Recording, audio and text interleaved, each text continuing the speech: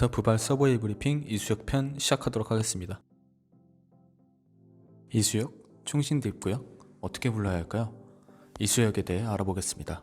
이수역은 서초구 반배동의 경계에 위치하고 있으며 전국 전철 환승역 중 같은 운영 기간임에도 불구하고 유일하게 노선에 따라 서로 다른 이름의 환승역입니다. 충신대 입구 이수역이라는 명칭에서 이수는 부기역명이 아니라 변기역명입니다. 이수역의 역명은 4호선과 7호선 각각 충신대 입구 이수역, 이수역 총신대 입구역이지만 정자 총신대학교는 남성역과 더 가깝습니다. 하지만 이렇게 이름이 불리게 된 이유는 역명이 정해질 당시 7호선이 없던 시기여서 이수역과 더 가까웠기 때문에 지어진 이름이라고 합니다. 7호선 개통 이후 서울시의 모호한 행정적 처리로 인하여 역명을 둘러싼 갈등이 전개되기 시작했다고 합니다. 서울교통공사 4호선 전동차와 한국철도공사 전동차 둘 다 안내방송에서 변기역명의 이수역까지 방송하며 서울교통공사 7호선 전동차 안내방송에서는 4호선 역명인 총신대 입구를 뒤에 붙여서 변기역명처럼 방송합니다. 이수역을 검색하며 역명 논란이 따로 있을 정도로 역명에 관하여 이야기가 많은 이수역. 처음부터 이수역의 역명이 이랬을까요? 이수역 역사에 대해 짧게 알아봅시다.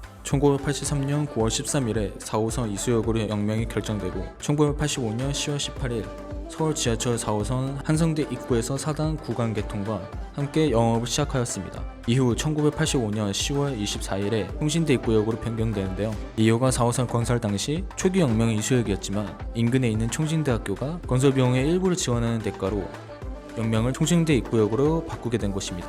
이후에는 2000년 8월 1일에 서울 지하철 7호선이 개통되고 7호선 이수역의 역명 환원이 되면서 환승역이 됩니다. 그렇게 7호선 개통으로 남성역이 이수역보다 총신대학교와 훨씬 가까워지는 탓에 남성역과 이수역의 역명이 여러 차례 변경되는 혼선을 겪게 됩니다. 2001년 2월 1일에 4호선 측 역명을 총신대 입구 이수역으로 변경하고 2019년 2월 1일 7호선 측 역명을 이수 총신대 입구역으로 서로 변기역명을 달면서 역명을 바꾸게 됩니다. 이런 해프닝이 많은 이수역에 어떤 많은 일들과 특징이 있을까요? 특징과 사건을 동시에 알아보겠습니다. 지난 여름 장마로 인해 많은 곳이 피해를 받았죠. 이수역도 여름 장마를 피해갈 수 없었습니다. 2022년 8월 8일 SNS를 통해 한 영상이 올라옵니다. 바로 이수역의 엄청난 장마로 인해 천장이 무너지는 영상이 올라오게 되는데요. 이후 여러 차례 이수역의 장마로 인한 피해를 보여주는 영상들이 올라오게 되면서 또 다른 화제를 불러온 것이 바로 이수역에 설치된 PSD, 바로 스크린도어인데요. 장마로 인해 사람들이 지나다닐 수 없을 정도로 잠긴 이수역은 전동차 또한 이수역에 멈출 수 없기 때문에 지나갈 수밖에 없었는데요. 이때 차오르는 빗물을 전동차가 다니는 철도에 세워나가지 않도록 잘 막아준 것이 이 스크린도어입니다. 이 스크린도어 덕분에 7호선 운행을 못할 뻔한 대참사를 막을 수 있었던 것 같습니다. 그리고 이수역에서는 특이한 구간이 있습니다. 바로 외제를 구간으로 입구에서 계단을 내려갔다가 다시 올라가야 하는 구간인데요. 이 문제의 계단이 3번과 4번 출구와 11번, 12번 출구 쪽 통로에 있습니다. 이렇게 내려갔다가 올라가는 구조로 된 이유는 하수관로 때문에 이런 구조로 지어진 거라고 합니다. 이런 구조는 이수역뿐만 아니라 신설동역 환승통로, 대방역, 잠실세내역, 2호선 합정역, 시청역 환승통로, 2호선 완십리역에도 이런 구간이 있다고 합니다. 이런 이수역에 어떤 사람들이 많이 다닐까요?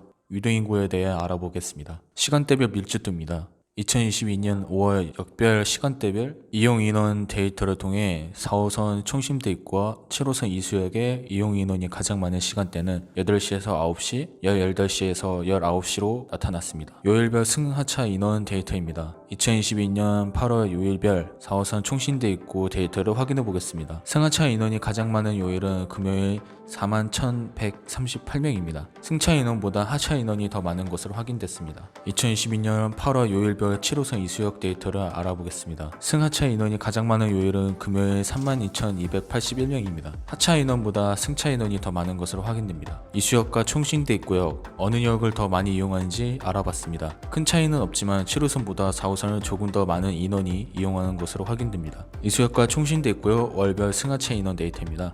다음은 이수역 주변 상권 분석입니다. 유동인구 수는 일평균 29,998명이며 밀도는 11만 2,262명입니다. 작년 대비 8,190명이 증가하며 유동인구가 갈수록 점점 늘어나고 있는 추세입니다. 20대부터 60대까지 다양한 연령층의 유동인구가 있습니다. 주변 남성 사계시장은 50대 이상의 연령층이 많으며 목자 상권에는 비교적 젊은 30, 40대가 많습니다. 이수역 근처에는 남성 사계시장이 있습니다.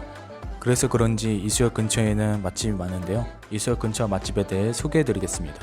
첫 번째는 낙선 곱창입니다. 메뉴는 모든 곱창 대창은 21,000원, 막창은 22,000원, 엽통은 15,000원으로 구성되어 있습니다. 기본 반찬으로 해장국에다가 깍두기, 천엽, 생간으로 줍니다. 모듬으로는 곱창, 대창, 엽통과 부추가 많이 올라가 있는 것이 특징입니다. 곱창에 비린내는 없고 곱이 많이 차 있어 고소하고 올려져 있는 부추가 양념이 되어 있어서 새콤하고 달콤하며 느끼할 수 있는 곱창의 맛을 잡아줘서 곱창을 먹기 꺼려 하시는 분들에게도 추천할 수 있을 정도로 맛있는 집입니다. 두 번째는 정원분식집으로 유명 먹방 유튜버 찌양님이 운영하는 브랜드인데요. 메뉴로는 대표적인 찌사장 아침, 점심, 저녁 세트로 각각 19,000원, 18,000원, 24,000원으로 구성되어 있습니다. 몬테크리스토 샌드위치와 오뎅탕, 떡볶이, 음료 2잔의 저녁 세트 구성으로 24,000원 가격치고는 양이 많은 것이 장점이며 뿐만 아니라 다양한 메뉴들로 구성되어 있어 분식을 좋아하는 분들이라면 가보는 것을 추천드리는 집입니다. 마지막으로 부어쟁이 집으로 한국 조리기능장이 운영하는 식당이라는 점이 특징입니다.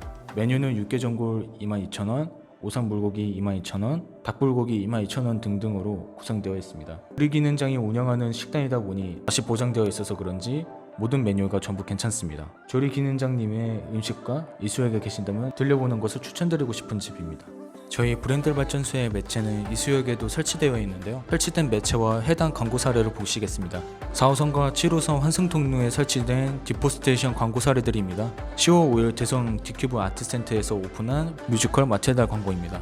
환경부와 한국환경산업기술원의 저소득층 가정용 전옥스 보일러 지원 광고입니다. 저소득층의 난방 사용 환경 개선과 지원을 위해 진행하는 사업을 광고하는 광고 사례입니다. 스타일시 쇼핑테크 앱 스크린도어 광고 사례입니다. 마지막으로 9월 21일에 개봉한 컴백홈 스크린도어 광고 사례입니다. 다양한 해프닝이 있던 이수역에 대해 알아보았습니다. 다음엔 더 흥미로운 정보와 함께 돌아올 것을 약속하며 부발 서브웨이 브리핑 여기서 마치도록 하겠습니다.